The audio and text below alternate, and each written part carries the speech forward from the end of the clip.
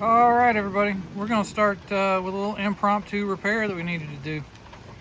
As you can see, this is a hose with a hole in a place that's not supposed to have a hole. I mean, the ends are supposed to have holes in them, right? Along the length of it there, not supposed to be a hole. Well, that belongs to our old 86 Toyota pickup here. Came out, went to go drive it today. It's been sitting for a few weeks, so thought I'll drive it today, get it out and moving around. Need to go pick up some gas for the mower and some chlorine for the pool, running some errands. So I come out here, try to crank it up. Well, as you can see, carburetor. So if it sits for a little bit, sometimes you got to crank on it some. And I did that and it didn't start. So that was a little weird, but I was like, let me go get some starter fluid. Did that. It would kick over just a little bit with the starter fluid in there. But it wouldn't keep running. Then I said, well, that's unusual. It usually never does that, even if, a little squirt of starter fluid, and that's just enough to get the fuel pressure built back up, and there you go. It just needs. So that didn't work. So then I moved over.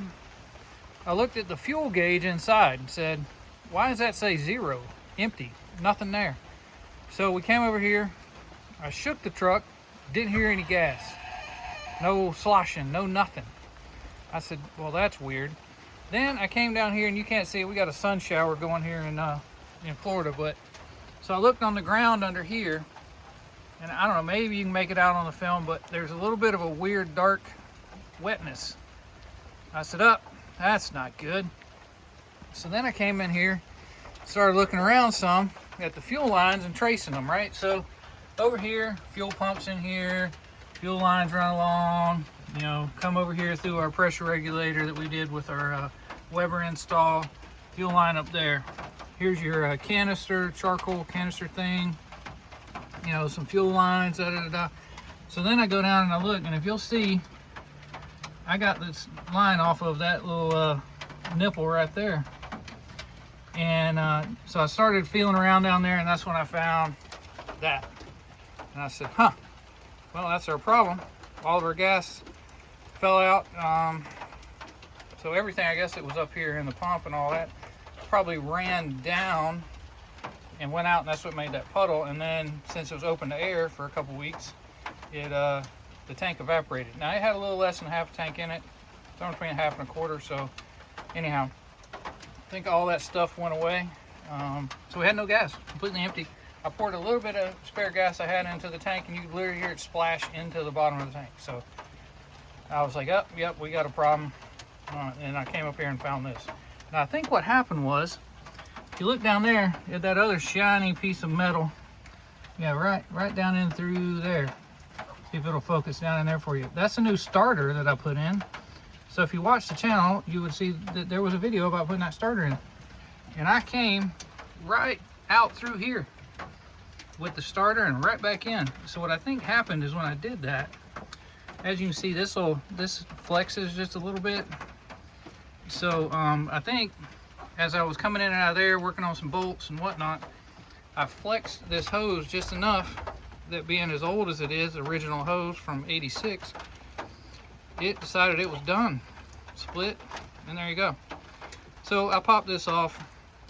Now I got to go find some more fuel hose. I think I have some. So let's see if we can measure this out, cut some more, fix this problem. I got gas, so let's see if we can make all this work real quick. Let's go in there and see if we can cut some fuel hose. All right, gang, so here we are. I'm on the corner of my workbench. Just stuff, got e-bikes charging, all kind of, yeah, I won't get started on all that. I'm just not happy about it, but it is what it is. We'll get to that at some point, but right now I got to fix this because I need to drive that Toyota next week to work, because my F-250 transmission is also not working according to specs, bad shift and all that. So we had some of this hose left over from when we did the Weber Carburetor and replaced most of the fuel hoses. This just happened to be one we didn't replace, and yeah, so that's why. So we're gonna measure this out. I'll give it a cut, switch over these clamps, and then go put this thing back on the truck. Should be pretty easy. So let me cut this out and all that with both hands instead of just the one I'm using right now. All right, back with you. Here you go. I cut the piece of hose there. Just use a razor blade utility knife deal to cut that after I measured it so that it's the same length as this one.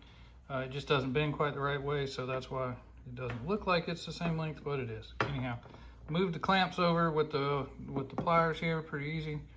Now we're going to take this thing and stick it on the truck. All right, folks, brought this over to the truck and we are done. So let me see if I can show you where this goes. So it went right here is where one of them is, and there you go. So that's where one end is, and then that goes up under the carb and back over here to the fuel pump area is where that goes. So these metal things, and then the other end, harder to see, but it's right down there. Another hard line way down there, focus wise, but it goes right there. So short little piece of hose. So that was that.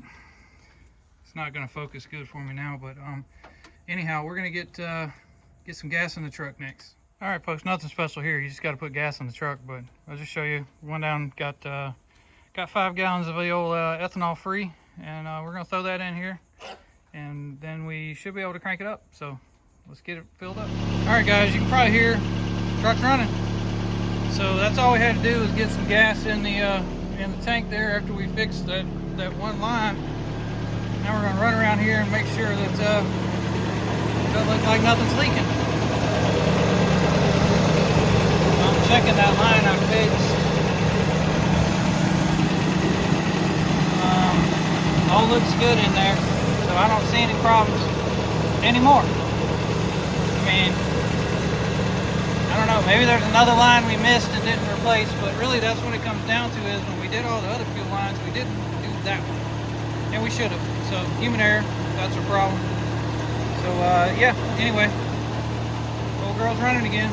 So we're gonna back her up some. She's kind of over here off to the side. But we'll back her up, get her away from the chicken coop, and I don't know, I'll probably hose her down a little bit, drive her around some. Just make sure she's running good because I gotta drive her to work all next week. So that's that. That was just a little impromptu. Want to go drive your old truck, and sometimes you gotta fix it, but it's kind of my fault because we didn't replace that line before. So when you're pulling old things out of the barn, whatever, got original stuff on them from the 80s, anything rubber, plastic, that kind of stuff, yeah, probably need to fix it, replace it, especially if it's fuel. Good thing we didn't blow this up. Anyway, that's all. So come back next time, see what we got going on.